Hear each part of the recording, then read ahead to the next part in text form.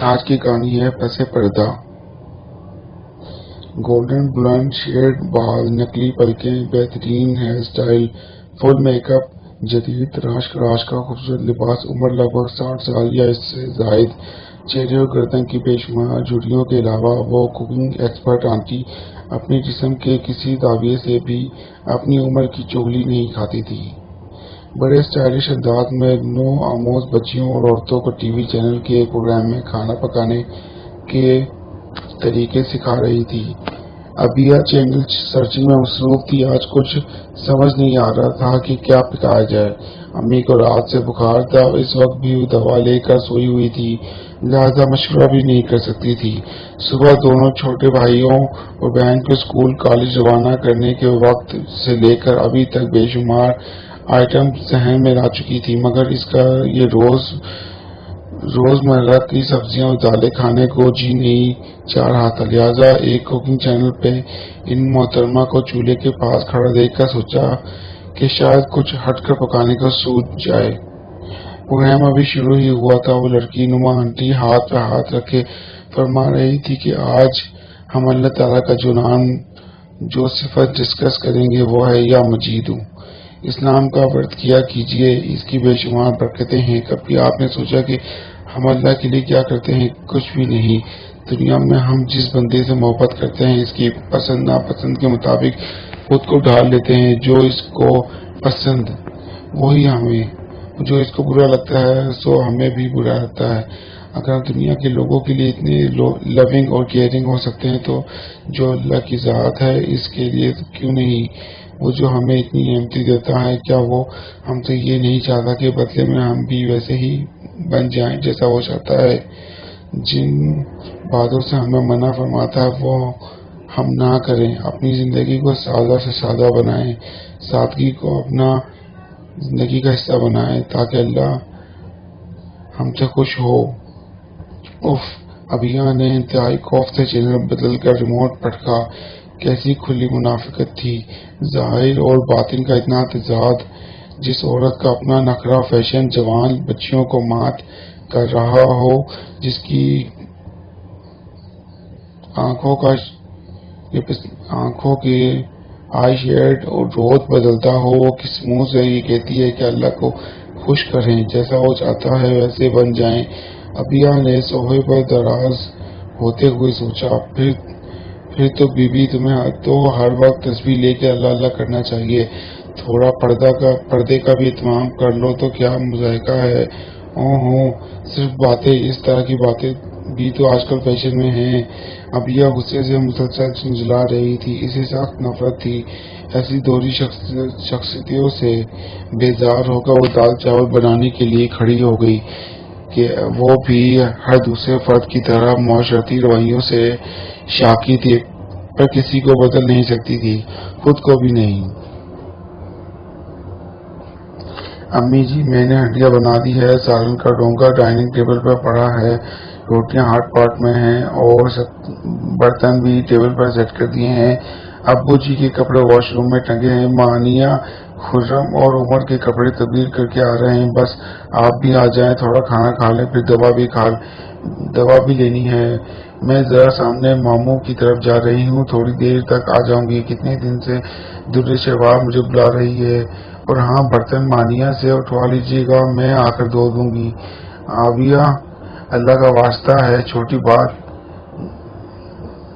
کیا کرو، میں ڈائننگ روم میں جاتی ہوں تو مجھے سب نظر آ جاتا ہے کہ تم نے کیا کیا ہے اور کیا نہیں۔ امی نے پیار سے آبیہ کو ٹوکا، جو ان کی نہایت تابعدار اور سگھڑ بیٹی تھی، بس اس کے لمبی تمہیدیں باندھنے سے عاجز تھی۔ اچھا سوچیں، آئندہ دھیان رکھوں گی، میں جا رہی ہوں، تھوڑی دیر میں آ جاؤں گی۔ آبیہ کہتے ہی جلدی سے باہر نکل آئی۔ پیچھے سے امی کی آواز سنائی دی، جنہیں ایک دم یاد آ گیا کہ وہ کھانا کھائے بغیر جا رہی ہے، مگر وہ سنی کرتی نکل گئی۔ آبیہ گیٹ سے باہر نکلی تو اس کے اپنے چہرے اور جسم کو اچھی طرح چادر میں ڈھانپ رکھا تھا، ویسے بھی وہ حجاب اوڑھتی تھی۔ اس وقت چونکہ سامنے ہی جانا تھا، سوچا چادر پر اتفاق کر لیا جائے۔ آبیہ کے چھوٹے ماموں سامنے ہی رہتے تھے، درمیان میں صرف ایک چوڑی سڑک تھی۔ اس وقت باہر بھوک کا عالم تھا۔ اس تپتی دوپہر میں گھر سے باہر نکلنا بھی کون چاہتا تھا۔ عابیہ نے ابھی سڑک کراس نہیں کی تھی کہ ماموں کے ہمسائے میں رہنے والی آنٹی حمیرہ کی خوبصورت بیٹی انتہائی شاندار لان کے دیدہ زیب پرنٹ میں مربوط باہر آئی۔ عابیہ نے بغور اس کے خوبصورت کپڑوں کا جائزہ لیا۔ سڑک کراس کرنے کے بعد روحا کے پاس آ گئی۔ وہ بھی عابیہ کو دیکھ کر ٹھہر گئی تھی، حالانکہ اس وقت اسے جلدی تھی۔ اس کی اکیڈمی کا ٹائم ہو رہا تھا اور آٹو والا باہر گیٹ پہ ہی کھڑا تھا۔ واہ بھائی، ماشاءاللہ، بہت خوبصورت پرنٹ ہے اور اچھا بھی لگ رہا ہے۔ عابیہ نے روحا کے سوٹ کا دوپٹہ ایک کونے سے پکڑتے ہوئے کہا، تھینکس، آج ہی پہنا ہے، پہلی دفعہ مون مارکیٹ سے لیا ہے۔ اوف آبی، بڑے خوبصورت پرنٹس آئے ہوئے ہیں، میں نے خود 5 سوٹ اکٹھے خریدے ہیں۔ زور سے بتاتے ہوئے روحا بھول گئی کہ وہ لیٹ ہو رہی ہے۔ تو نمائش کی کیا ضرورت ہے بی بی، تھوڑا سا خود کو ڈھک بھی لیا کرو، اتنے لمبے چاک ہاف سلیوز کھلا گلا کیوں شگن ناجائز لباس پہنتی ہو۔ عابیہ نے کھڑے کھڑے لتاڑ کر رکھ دیا تھا اور اب روحا کے چہرے پہ خجالت اور بیزاری صاف دکھائی دے رہی تھی۔ سو جان چھڑانے کو جلدی سے بولی، اب ہر کوئی تمہاری طرح تو نہیں ہے نا، مجھ سے سلسلاتی گرمی میں دوپٹہ نہیں لیا جاتا، تم حجاب کی بات کرتی ہو۔ روحا اور عابیہ جب بھی ملتی تھی اس موضوع پر تکرار ضرور ہوتی تھی۔ اچھا مجھے دیر ہو رہی ہے، پھر ملیں گے۔ ویسے عابی، تم کوئی اسلامک سینٹر جوائن کیوں نہیں کر لیتی، تمہاری بڑاس نکلتی رہے گی، روحا نے پٹ سے کہا اور فٹ سے رکشہ میں سوار ہونے گئی۔ اوہ بدتمیز ننگی لڑکی، وہ کہہ برساتی نظروں سے رکشے کو دیکھتے ہوئے ماموں کے گیٹ سے اندر داخل ہو گئی۔ عابیہ میڈم، وہ بھی ہماری طرف۔ اس کے ماموں کی بیٹی درست جواب باہر برآمدے میں بیٹھی کیوٹکس کے شیڈز چیک کر رہی تھی۔ عابیہ کو اندر آتے دیکھا تو اپنی طرف متوجہ کر لیا۔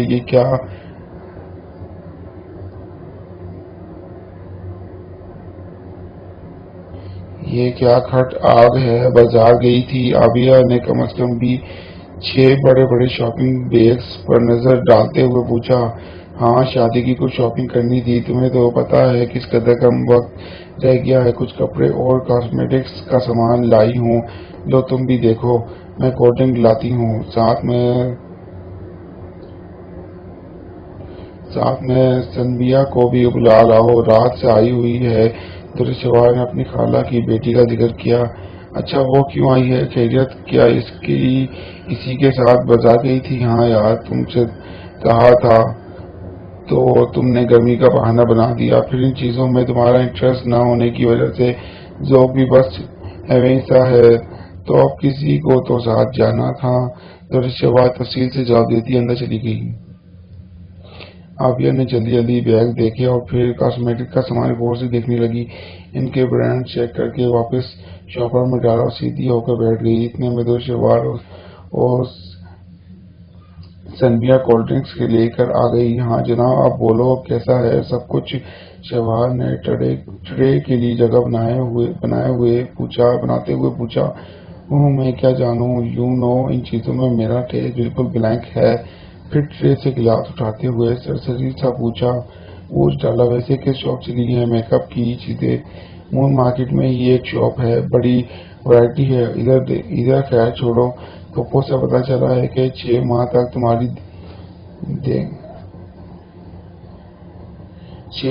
تمہاری دیگیں بھی کھڑکانے کا ارادہ ہے ان کا۔ اتنی دفعہ آئی ہو گھنی، ایک دفعہ بھی منہ سے نہیں پوچھا۔ عابیہ کی منگنی ہوئے 4 ماہ ہو چکے تھے اور عنقریب اس کی امی عاطفہ بیگم کا ارادہ اس کی شادی کر دینے کا تھا۔ ایسا نہیں ہے کہ بیوقوف، مجھے مناسب نہیں لگا کہ خود سے شور کرتی پھروں۔ مجھے لڑکیوں کا اپنی شادی کے مسائل میں بڑھ چڑھ کر بولنا قطعاً پسند نہیں۔ عابیہ کا دھیان مسلسل سنبیا پر تھا۔ سنبیا، تم بھی کچھ بولو بھائی، جب سے بیٹھی ہو مسلسل موبائل سے ہی چپکی ہوئی ہو۔ آخر رہا نہ گیا تو سنبیا کو ٹوک ہی بیٹھی۔ سنبیا کی بھی عنقریب شادی ہونے والی تھی، شوال اور سنویا کی شادی کی تاریخیں آگے پیچھے ہی تھی۔ سنویا کی سفیان سے پہلی دفعہ رانگ نمبر پہ ہی بات ہوئی تھی، جو ہوتے ہوتے نوبت شادی تک پہنچ گئی تھی۔ اس وقت بھی وہ سفیان کے ساتھ میسیجنگ میں اتنی مصروف تھی کہ ابیہ کے ٹوکنے پر یکدم بکھلا گئی۔ موبائل بھی اس کے ہاتھ سے گرتے گرتے بچا۔ نہیں ایسا نہیں ہے، وہ بس میں سنویا کو جواب نہیں سوچ رہا تھا، آخر بولی، وہ میری نند کا میسج تھا، برائڈل ڈریس کے لیے کلر پوچھ رہی تھی۔ سنویا کا جواب بے ربط تھا۔